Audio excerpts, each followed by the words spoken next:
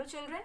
So in the previous class we studied about the chapter the 100 dresses. Alright, उसका part 1 हमने किया था and today we'll be seeing the part 2. Part 1 में वही characters थी, 3 girls were there, Maddie, Peggy and Wanda Petronsky. जो main character थी वो कौन थी? Wanda Petronsky. इन तीनों लड़कियों के इर्द गिर्द हमारी स्टोरी घूम रही थी and how the story ends. हमारी स्टोरी एंड कैसे हुई थी? रिजल्ट डे वाले दिन जब रिजल्ट डिक्लेयर किया था, उनकी टीचर का नाम क्या था? Miss mason. मिस मेसन ने रिजल्ट डिक्लेयर किया था. किस चीज का रिजल्ट था? The drawing competition. गर्ल्स का अलग था, बॉयज का अलग था. तो ये हमने पार्ट 1 में कर चुके हैं हम ये कि रिजल्ट डे वाले दिन जब वांडा पेट्रॉन्स्की विनर अनाउंस किया था वो काफी दिनों से एब्सेंट चल रही थी. ऑलराइट, और किस तरह की गर्ल थी वांडा और उसके जो फ्रेंड्स थी पेगी और मैडी, वो किस तरह की थी और कैसा रिलेशन था उन तीनों का, ये सब हमने डिस्कस किया है इन पार्ट 1 कि किस तरह से उसको टीज भी किया जाता था. ऑलराइट, और एक और चीज जो मेन मैंने बताई थी, इसमें एक मिस्ट्री हमने सॉल्व की थी, जो राज था किस चीज का? 100 ड्रेसेस का. वो भी मैंने आपको पार्ट 1 में बताया था कि इमेजिनेशन था. It was only Wanda's imagination. वो बहुत ही पुअर गर्ल थी, कोई 100 ड्रेसेस उसके पास असली में नहीं थी, पर उसकी drawing, she was so talented. इतनी ड्राइंग, एक आर्टिस्ट थी वो, इतनी सुंदर. उसने कंपटीशन में 1, 2, 3 ड्राइंग्स नहीं बनाई थी, उसने पूरी 100 ड्राइंग्स बनाई थी and all were equally good, wonderful, beautiful, vibrant colours उसने यूज किए थे और बहुत ही खूबसूरत उसने 100 ड्राइंग्स बनाई थी. ऑलराइट, तो ये हमने किया था पार्ट 1 में और किस तरह से वो विनर हो गई थी. अब पार्ट 2 में भी हम एक मिस्ट्री सॉल्व करेंगे, एक राज यहाँ पे भी होगा.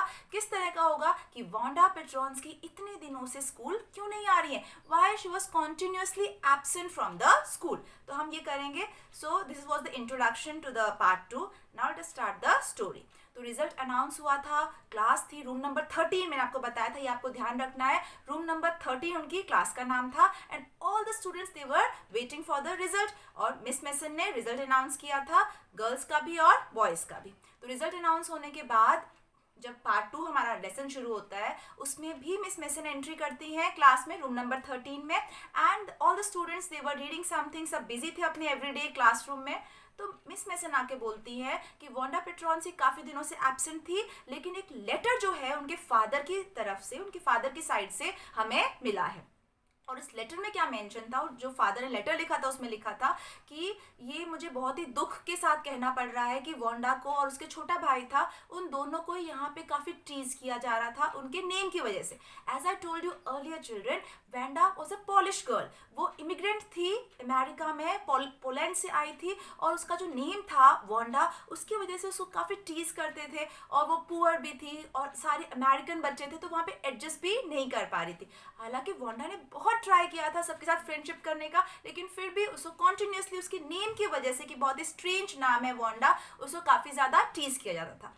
तो उसके फादर ने वही बोला था कि हम यहाँ से ट्रांसफ़र ले रहे हैं, हम यहाँ से चले जाएंगे ताकि एक सिटी, अलग सिटी में जाएं, वहाँ पे कोई भी इनके नाम की तरफ ध्यान न दे. और इस तरह से उन्होंने पूरा मेंशन किया हुआ था इन दैट लेटर. तो पार्ट 2 की स्टार्टिंग ऐसे ही होती है जैसे पार्ट 1 हमारा एंड हुआ था रिजल्ट डिक्लेरेशन के साथ, पार्ट 2 हमारा स्टार्ट हुआ है एक लेटर के साथ. ऑलराइट, तो बेसिकली यही लिखा हुआ था लेटर में उसके फादर ने कि हम यहाँ से जा रहे हैं. And I already told you उनका रहने घर कहाँ पे था? बॉगेंस हाइट पे. इसका मतलब बॉगेंस हाइट का घर उन्होंने छोड़ दिया, वो कहीं और चले गए हैं. तो this was written in the letter, जो कि रीड कर दिया था पूरी क्लास में मिस मेसन ने. ऑलराइट, अब इसके सुनने के बाद मैडी और पेगी काफ़ी ज़्यादा टेंशन में हो गई थी, क्योंकि वही दोनों गर्ल्स थी जो बहुत ज़्यादा उनको टीज करती थी वांडा को उसके नाम के लिए, और साथ में पेगी तो 100 ड्रेसेस के लिए उसको इतना ज़्यादा टीज करती थी कि इतनी पुअर गर्ल है और हर चीज़ में बोलती कि मेरे पास तो कितनी ड्रेसेस है. कोई पूछेगा वांडा तुम्हारे पास कितनी ड्रेसेस हैं, तो हमेशा बोलती थी आई हैव 100 ड्रेसेस. ऑलराइट, तो ये बहुत ज़्यादा बुरा लगता है पेगी और मैडी दोनों को ही बुरा लगता है कि इतनी टैलेंटेड लड़की थी और हमने उसको इतना चिढ़ाया. लेकिन और भी ज़्यादा बुरा लगता है मैडी को. जैसे मैंने आपको फर्स्ट पार्ट 1 में बताया था, मैडी खुद ही एक बहुत ही पुअर गर्ल थी और वो नहीं चाहती थी, हमेशा कहीं ना कहीं उसको लगता था कि जो पेगी कर रही है शी वॉज रॉन्ग. वो जो वांडा को इतना चिढ़ा रही है, इतना टीज कर रही है, वो बिल्कुल भी सही नहीं है. लेकिन फिर भी शी वॉज नोइंग कि पेगी बहुत मीन हो रही है, बहुत सेल्फिश हो रही है, और कहीं ना कहीं मैडी को रोकना चाहिए था पेगी को, लेकिन वो नहीं रोक पाई थी. और अब सिर्फ टीज करने की वजह से वांडा वहां से चली गई है, स्कूल को छोड़ दिया, उन्होंने बॉगन्स हाइट्स को छोड़ दिया, वो कहीं और जाके रहने वाले हैं। तो मैडी को एक गिल्ट हो रहा था, अंदर से बहुत ही ज्यादा उसको खराब लग रहा था कि क्यों ऐसे हुआ, मैं भी तो पुअर हूँ, मुझे भी तो चिढ़ा सकता है आगे कोई, तो मुझे उसका साइड लेनी चाहिए थी वांडा की, पैगी की साइड मुझे नहीं लेनी चाहिए थी। लेकिन फिर भी Peggy, she was her best friend, Maddy की बहुत अच्छी फ्रेंड थी, और अगर वो रोकती उसको तो फिर शायद उसको बुरा लगता पैगी को, और वो छोड़ देती मैडी को। तो इस तरह पूरा दिमाग में से चलता था, और वो कभी भी उसको रोका नहीं पैगी ने। हालांकि पैगी अपने आप को जस्टिफाई करती थी हमेशा ही कि मैं इसे चिढ़ा थोड़ी ना रही हूँ, ये मैं तो उसे सिर्फ इतना बोल रही हूँ कि झूठ बोल रही है। Why she is lying always. जब मैं उसे पूछती हूँ कि उसके पास कितनी ड्रेसेस हैं तो मना भी तो कर सकती है, हमेशा ही बस एक ड्रेस पहनती है, तो वाई शी इज टेलिंग कि मेरे पास 100 ड्रेसेस हैं। तो मैं तो सिर्फ इसलिए उसको चिढ़ाती थी, अदरवाइज मैं उसको चिढ़ाने का, मैंने कभी नाम के लिए उसको चिढ़ाया नहीं था, और उसको पुअर होने के लिए मैंने कभी कुछ नहीं बोला था। लेकिन मुझे था कि वो झूठ क्यों बोलती है। तो पैगी अपने आप को जस्टिफाई करती थी, लेकिन मैडी को जो गिल्ट हो रहा था मन में वो बहुत ज्यादा था, and she was feeling very sad. उसको बहुत बुरा लग रहा था कि उसकी वजह से उसको साइड लेनी चाहिए थी, और पैगी को रोकना चाहिए था कि वो वांडा का मजाक न उड़ाए। ऑलराइट, तो दिस वाज हैपनिंग, इस तरह की फीलिंग मेडी के मन में बार बार आ रही थी। ओके, अब इसके बाद में क्या होता है कि धीरे धीरे टाइम ऐसे ही पास होता रहता है। अब वो एक दिन पैगी खुद ही आके मैडी को बोलती है कि हमें ना उसको सॉरी बोलना चाहिए था, हमें ऐसे मजाक नहीं उड़ाना चाहिए था, देखो इतनी अच्छी ड्राइंग उसने बनाई है, she was an artist, she was so talented, तो हमें उसको सॉरी तो बोलना ही चाहिए था। तो मैडी बोलती है कि चलो हम ना उसे घर पे जाके देखते, बॉगन साइड पे, क्या पता वो लोग ट्रांसफर पैकिंग कर रहे हो, ट्रांसफर न गए हो, अभी तक वहीं पे रह रहे हो, सिर्फ स्कूल ही नहीं आ रहे हो पर घर पे तो मिल सकते हैं मुझसे। तो उन्होंने प्लान किया कि हम बॉगन हाइट्स पे जाएंगे उसको मिलने के लिए। तो अब दोनों कहाँ पे चले गई, बॉगन हाइट्स पे उसको मिलने के लिए, उसके घर पे।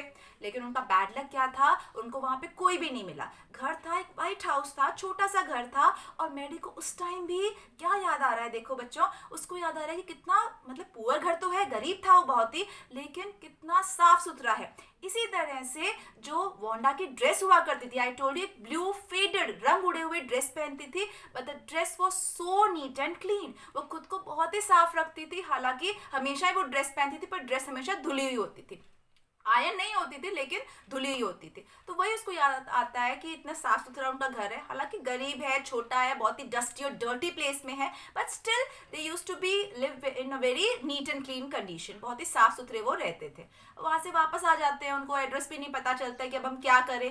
Then they decide to write a letter. उन्होंने सोचा कि हम एक अपॉलॉजी क्या होता है, माफी मांगने वाला हम लेटर लिखेंगे कि Wanda, we are so sorry कि हमने तुम्हारा मजाक उड़ाया, पर तुमने देखो कितनी अच्छी कंपटीशन भी जीता है, तुमने ड्राइंग कॉन्टेस्ट में इतनी अच्छी ड्रेसेस बनाई हैं।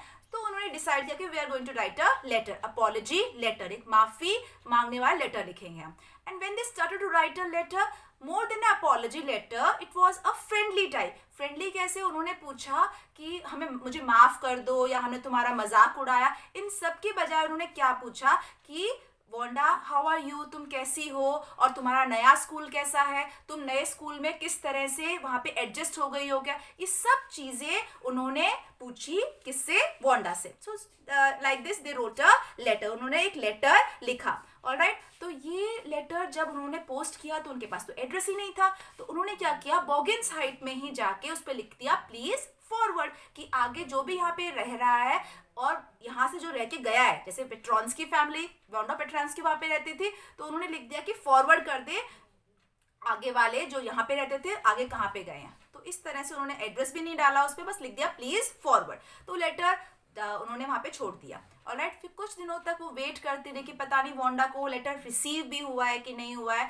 कि अगर रिसीव हो गया है तो शायद वो अपॉलॉजी हमारी मान ही नहीं रही है, हमारी माफी नहीं मांग रही है, या उसको समझ में ही नहीं आया कि हम उसे क्या कन्वे करना चाहते हैं, हम इसे क्या बताना चाहते हैं। तो शायद, और या फिर अगर सब समझ में भी आया है तो हमें रिप्लाई क्यों करेगी, हमने तो उसका इतना मजाक उड़ाया है। So still they were waiting for the reply.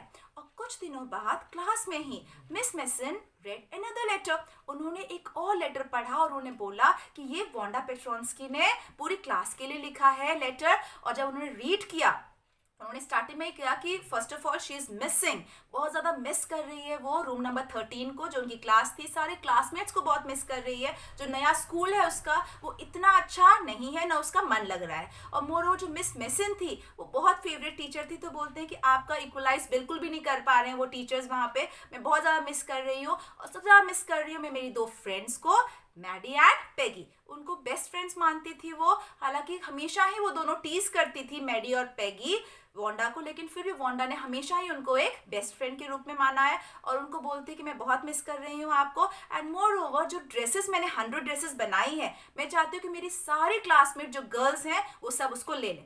तो ड्रेसेस को नहीं, ऑब्वियसली यहाँ पे क्या मतलब है ड्रेसेस का, उन पेंटिंग्स को वो डेडिकेट करना चाहती है अपनी सारी क्लासमेट्स को। और मेंशन उसने स्पेशली किया कि एक ग्रीन ड्रेस है और एक ब्लू ड्रेस है। Blue dress I drawn it for Maddie और जो ग्रीन ड्रेस है वो पेगी के लिए मैंने ड्रॉ की है। तो स्पेशली वो दोनों ड्रेसेस उनको दे दी जाए, कहने का मतलब है वो दोनों पेंटिंग्स जो है उनको दे दी जाए।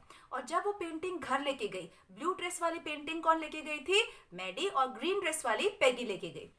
तो जाके मैडी, जैसे मैं आपको पहले ही बताया था, बहुत ज्यादा सॉरी फील कर रही थी, गिल्ट फील हो रहा था उसको कि क्यों उसने हमेशा ही पेगी की साइड ली, क्यों उसने वांडा की साइड कभी भी नहीं ली, ये जानते हुए कि पेगी हमेशा गलत है। फिर भी कभी भी उसको रियलाइज नहीं होने दिया कि पेगी इज रॉन्ग, हमेशा ही पेगी की साइड ली उसने। तो वो जब घर गई उसने पेंटिंग को अपने वॉल पे लगा लिया and she was watching the painting. कितनी खूबसूरत पेंटिंग बनाई है, कितनी टैलेंटेड गर्ल ये है। और इसके बाद में जब उसने बहुत ध्यान से पेंटिंग को देखा तो शी रिकॉग्नाइज कि जो फेस उसने पेंटिंग में बनाया है वो तो बिल्कुल उसके जैसा ही है। इस कहने का मतलब है कि जब वो ड्रॉ कर रही थी पेंटिंग, उस टाइम ही वांडा के दिमाग में था, उसके माइंड में था कि I am drawing this dress for Maddie, मैं मैडी के लिए ड्रेस ड्रॉ कर रही हूँ। और जब उसने पहचान लेके तो बिल्कुल मेरे को रिजेंबल कर रही है, तो पेंटिंग लेके पेगी के घर पे गई और पेगी को बताया कि तुम अपनी ड्राइंग निकालो। उसने अपनी ड्राइंग निकाली तो वो रिकॉग्नाइज कर रिजेंबल कर रही थी किसको, पेगी को। तो हमेशा से ही वांडा ने उनको फ्रेंड माना था एंड वाइल ड्राइंग ऑल्सो, जब वो ड्रॉ कर रही थी उस टाइम भी वो किसको समझ के, किसको मन में लेके ड्रॉ कर रही थी, blue dress she was drawing for Maddie and green dress she was drawing for Peggy. उन्होंने फेस भी उसका ही, वांडा ने जो फेस थे उनपे वही बिल्कुल उन्हीं गर्ल्स के बनाए थे।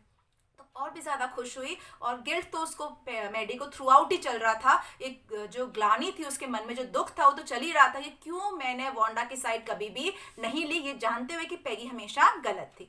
तो ये इसने बहुत ही एंडिंग में यही होता है कि दे फेल्ट सॉरी, और लेकिन बहुत प्रेज भी करते हैं कितनी टैलेंटेड गर्ल थी, कितनी ज़्यादा एक आर्टिस्ट थी हमेशा से ही वांडा, कि वो इतनी सुंदर, इतनी पुअर होने के बाद भी इमेजिनेशन में हमेशा ही क्या रहा था, उसके ड्रेसेस रही थी। और जिस तरह से उसने कॉन्टेस्ट में ड्रॉ करी है वही बहुत ही ज़्यादा वाइब्रेंट कलर्स, ब्यूटीफुल ड्राइंग जो उसने बनाई थी। तो एंड में द टू गर्ल्स मैडी और पेगी, इसी तरह से एंड होता है चैप्टर। दे वर सो थैंकफुल कि उसने कभी भी, वांडा ने कभी भी उनके साथ इस तरह से सोचा नहीं कि मेरे टीज करती तो मैं इनको फ्रेंड ना मानो, हमेशा ही फ्रेंड माना। और एंड में उन्हें भी रियलाइज हुआ कि वांडा वॉज एन आर्टिस्ट, बहुत ही अच्छी लड़की थी वो और हमेशा ही उनकी फ्रेंड बनना चाहती थी और ड्रॉ करते समय भी उसके मन में हमेशा ही वो रहा था। सो लाइक दिस स्टोरी एंड्स। किस तरह से ये स्टोरी एंड हुई है और एक मिस्ट्री क्या थी, क्यों गई थी वांडा वहां से, इसी के लिए गई थी कि वहां पे उसको एडजस्ट नहीं कर पा रही थी, बट हमेशा से ही वांडा ने उन दोनों को और सारे क्लासमेट्स को फ्रेंड माना था।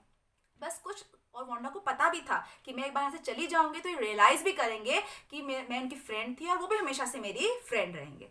सो लाइक दिस स्टोरी एंड्स। और बेसिकली बच्चों में क्या क्वेश्चन जो इंपॉर्टेंट बनते हैं वो यही होते हैं। फर्स्ट मोस्ट तो यही रहेगा, द मोस्ट इंपॉर्टेंट क्वेश्चन, कि मैडी को किस तरह का फील होता था हमेशा जब पेगी वांडा को टीज करती थी। तो मैडी का हमेशा ये हो रहता था मन में कि क्यों टीज कर रही है, और हमेशा इसको गिल्ट होता था कि मैं भी तो पुअर हूँ, लेकिन फिर भी उसने पेगी को कभी भी नहीं रोका, क्योंकि पेगी मैडी की बहुत अच्छी फ्रेंड थी और उसको डर था कि कहीं मैं इसको रोकूं तो ये मेरी फ्रेंड ना रहे और वांडा को चिढ़ाने की बजाय वो कहीं मुझे टीज करना ना शुरू कर दे, क्योंकि वही पुअर गर्ल थी। तो बस ये हमेशा गिल्ट उसके मन में रहा था। सेकंड क्वेश्चन जो इसमें हो सकता है कि पेगी के बारे में पूछ सकते हैं कि पेगी किस तरह की गर्ल थी, क्या उसको कभी रियलाइज ही नहीं हुआ कि वो वांडा को चिढ़ा रही है, टीज कर रही है, शी इज वेरी मीन, बहुत सेल्फिश हो रही है, मतलबी हो रही है। तो उसमें अपने आप को जस्टिफाई, इसमें क्या होता है पेगी का, यही बोलती थी हमेशा कि मैं उसको टीज थोड़ी ना करती हूँ, वो झूठ क्यों बोलती है, why she is always telling कि मेरे पास 100 ड्रेसेस हैं, वो बोलना छोड़ दे तो मैं उसको टीज करना छोड़ दूंगी। तो अपने आप को जस्टिफाई करती थी। जो लास्ट क्वेश्चन जो बेसिकली इसमें थीम बेस्ड क्वेश्चन ही बनेंगे, तो एक और इम्पॉर्टेंट क्वेश्चन क्या बन सकता है इसमें अबाउट वांडा पेट्रोन्स्की, कि उसने किस तरह से एंड किया, क्या कभी भी उनको बुरा लगा, बुरा तो लगता था उसको, बट हमेशा ही उसके मन में ये क्वेश्चन कैसे आ सकता है कि what are the feelings of Wanda Petronski throughout the chapter Wanda Petronski की फीलिंग क्या होती थी, उसकी फीलिंग यही होती थी कि वो हमेशा फ्रेंड मानती थी और हमेशा उसको पता था कि कभी ना कभी रियलाइज इनको भी होगा कि मेरे पास जो टैलेंट है वो इनको नजर आएगा. एंड थ्रू एंड में यही हुआ. She was such a talented and artist girl कि सबने उसको रिकॉग्नाइज भी किया और उसको प्रेज भी किया. और मिस मेसन भी खुश थी एंड में कि उनको एक एड्रेस मिल गया वोंडा पेट्रोंसी का, ताकि वो जो मेडल है वो उसको वापस भेज सके. So like this the chapter ends. All right.